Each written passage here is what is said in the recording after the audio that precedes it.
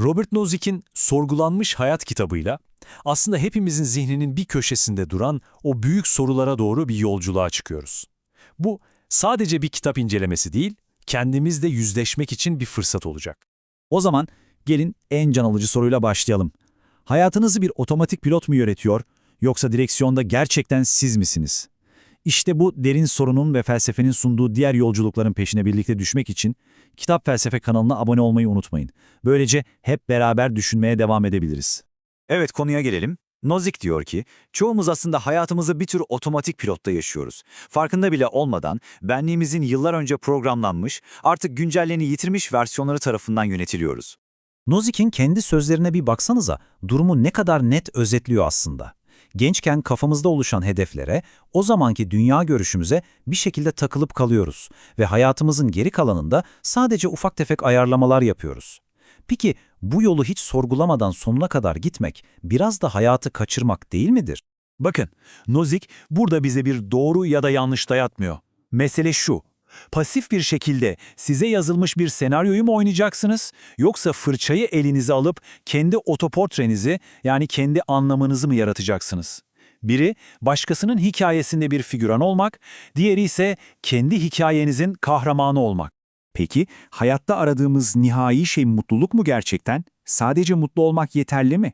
Nozick, tam da bu soruyu kökünden sarsmak için o meşhur düşünce deneyimi, yani deneyim makinesini ortaya atıyor.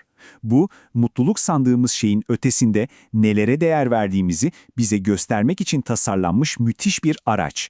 Deneyin mantığı aslında çok basit. Şöyle bir hayal edin. Sizi alıp bir makineye bağlıyorlar. Bu makine size hayatınız boyunca hayal ettiğiniz her türlü hazzı, başarıyı, mutluluğu yaşatmayı garanti ediyor. En büyük aşkı yaşıyorsunuz, en başarılı sanatçı oluyorsunuz, dünyayı geziyorsunuz. Her şey mükemmel. Yalnız bir detay var. Bunların hiçbiri gerçek değil ve siz makineye bağlı olduğunuzun farkında bile değilsiniz. Soru şu, bu makineye bağlanır mıydınız? Nozick'e göre insanların çok büyük bir kısmı bu soruya tereddütsüz hayır der. İşte bu hayır cevabı bizim için salt mutluluk hissinden çok daha önemli şeyler olduğunu ortaya koyuyor. Peki neden hayır diyoruz? Çünkü mesele başarılı bir insan gibi hissetmek değil, gerçekten o başarılı insan olmaktır. Simüle edilmiş bir sevginin sahte sıcaklığını değil, gerçek bir ilişkinin tüm zorluklarıyla birlikte getirdiği o derin bağı istiyoruz. Gerçekliğin kendisine, otantik olana duyduğumuz o bastırılamaz arzu yüzünden reddediyoruz o makineyi. Bu da bizi bir sonraki adıma getiriyor. Nozick için gerçeklik sadece var olup olmamakla ilgili bir şey değil. Gerçeklik aynı zamanda kendimizde geliştirebileceğimiz, arttırabileceğimiz bir nitelik. Peki daha gerçek olmak ne demek? Bu fiziksel varoluştan çok bir yoğunluk meselesi. Düşünceleriniz, duygularınız ve eylemleriniz ne kadar birbiriyle uyumlu, ne kadar bütünleşik ve odaklı, işte dağınık bir zihin yerine tüm parçaları birbiriyle konuşan yoğun bir benlik hali bu. Bu alıntıya bir bakın, gerçekten müthiş bir nokta.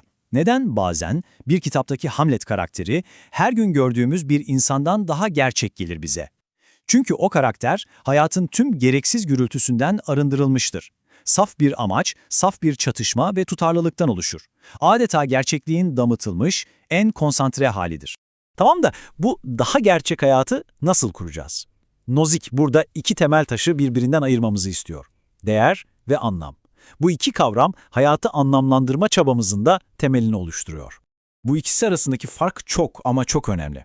Değer tamamen içsel bir şeydir. Sizin kendi içinizdeki uyumunuz, bütünlüğünüzdür. Mesela yıllarını bir enstrümana adamış bir müzisyenin sahip olduğu o içsel tutarlılık bir değerdir. Anlamsa dışa dönüktür. O değerli benliğin kendisinden daha büyük bir şeye, bir ideale, bir topluluğa, başka bir insana bağlanmasıyla ortaya çıkar. Ve işte kilit nokta tam da burası. Anlamlı bir hayat, içsel olarak değerli, yani bütünlüklü bir kişinin kendisinin dışındaki bir başka değere bağlanmasıyla mümkün olur. Bu adalet olabilir, bilim olabilir, sanat olabilir. Kısacası anlam, değerin değerle buluştuğu o büyülü andır. Peki tüm bu felsefi araçları cebimize koyduk. Şimdi ne yapacağız? Sonuçta amaç, felsefeyi kendi hayatımızın yolunu aydınlatan bir fener gibi kullanmak.